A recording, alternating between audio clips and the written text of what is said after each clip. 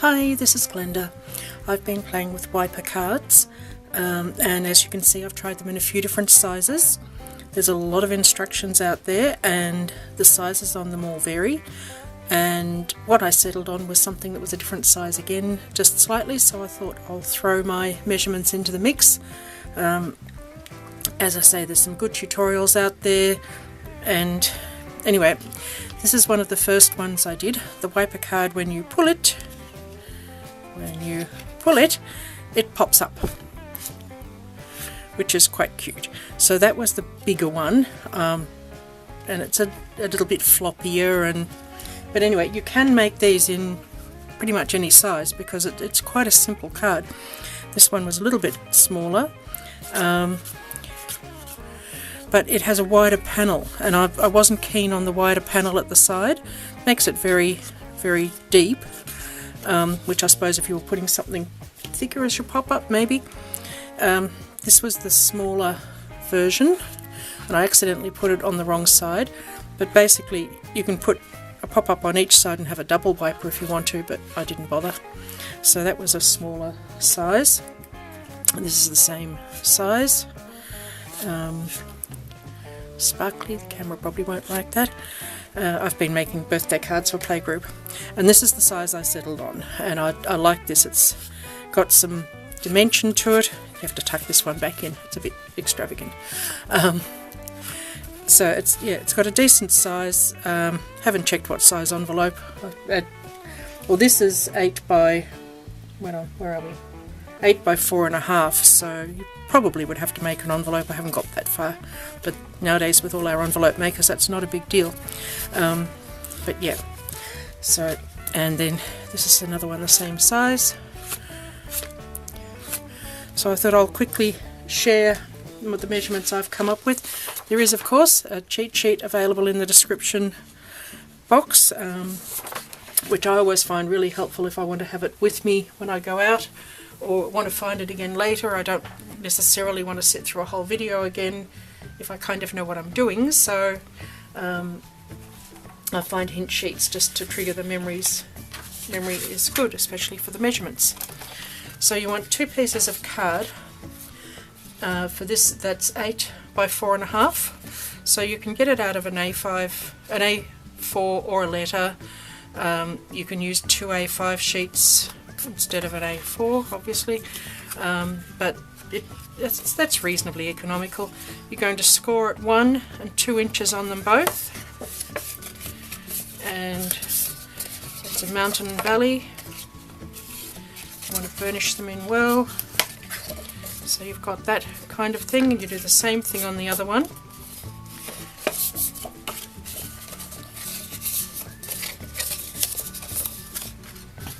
I'm staying in camera. I tried to zoom in a little bit further.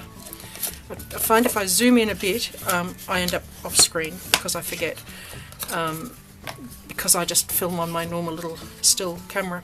I don't have anything fancy, I'm not in business. So then we're going to join them like this once the mechanism's in.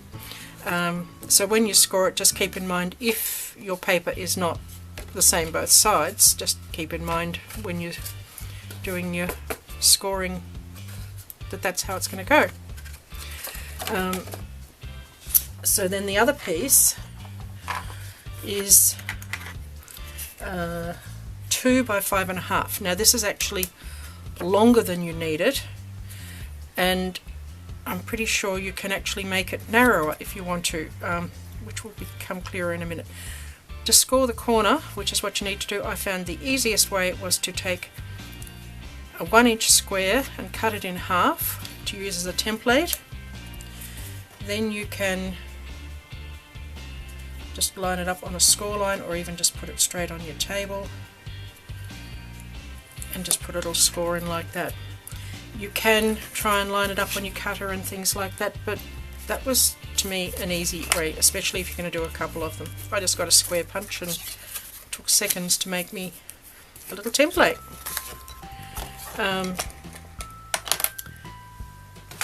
Yeah, so I bent that both ways just to be sure that it's going to be nice and flexible. You take your front piece and you are going to put this So it's going like this. So there's the top. So this will fold back down inside. So you can see it can be narrower. I think. Let's just stick with the 2 inches. And what a lot of people put them right up here, and then when you put your embellishments on, it's got to stick within this little bit. If you put it a bit further down, then it's going to fold down here, and you've got quite a lot more to play with if you want to have it sticking out. So I quite liked that method. So if I can get the adhesive to work, put a strong adhesive on anything that moves. So that's down a couple of inches. Line it up. I'm lining the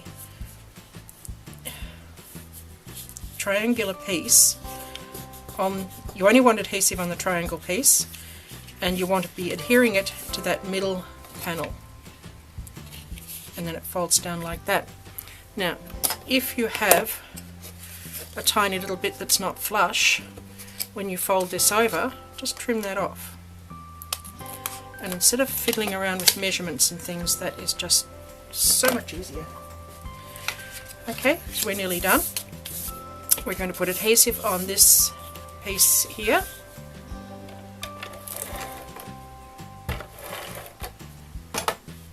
And these are going to go with the folds opposite each other like that. So straight piece against folded piece,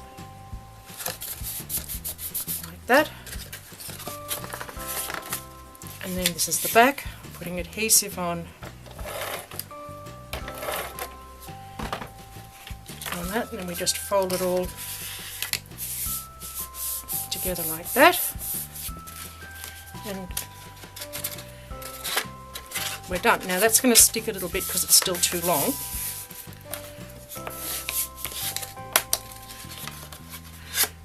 In fact, if I just trim a little bit off to start with, then it will work quite well. So what I did then, for this one, I've trimmed it to shape. So I stuck on some adhesive, double-sided adhesive, trimmed it round to shape, and then put my glitter on my balloons. I must add some strings, I forgot. So you can trim it down so that becomes whatever the pop-up is. Or for this one I put streamers, which the house stunk because I had to get them out of a popper. With this one, oh no, that's another balloons. With this one here, I actually did the piece on acetate, which works. It means that whatever you have is sort of floating, and then I've stuck my discs on top of it. On this one is another one on acetate, and I stuck a label to the top of it. And for this one, I rounded the corners of, this is still the pop-up, I rounded the corners of it and stuck my little unicorn on there. So that was the thing with making it a bit longer than you need. You can then choose to add something to it and trim it down, or onto here, or stick something onto here. It's flexible. I haven't tried yet. I'm going to try die cutting this or punching this to be the pop-up. Perhaps one of these word ones or something like that. And then you decorate your front panel and your side panels, and you're good to go. So that's the white card, and that's my take on it, and I hope that was helpful. Thanks for watching.